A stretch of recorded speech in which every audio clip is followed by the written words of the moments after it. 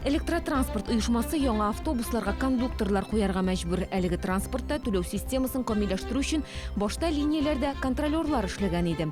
Алар шәһәрдәшләргә салонга керү белән үк билет алырга кирәклеген аңлатты.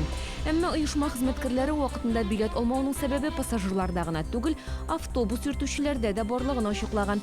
Элек газель йөртүче булып эшләгән шоферлар пассажирларга билет бирергә ашыкмый.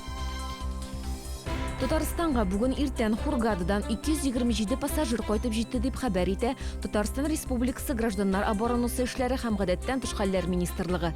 Пассажирларның 58-е балалар. Туристлык буенча Татарстан дәүләт комитетыннан алынган мәгълүматларга караганда, Мисырда Татарстан аэропортлары аша очкан тагын 2200ләп турист кала. Аларны кайтарып бетерү өчен 13 авиарейс үсәргә кирәк. Соңгы пассажирлар 18 ноябрьдә кайтып җитәргә тиеш.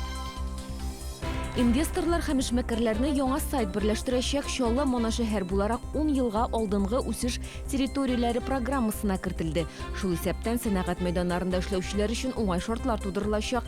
Салым түләү өлкәсендә дә ташламалар каралган. Шәһәрдә инвесторларны кызыксындырырлык проектлар бар. Алар барысы да Чулны Инвест сайтында урын алган.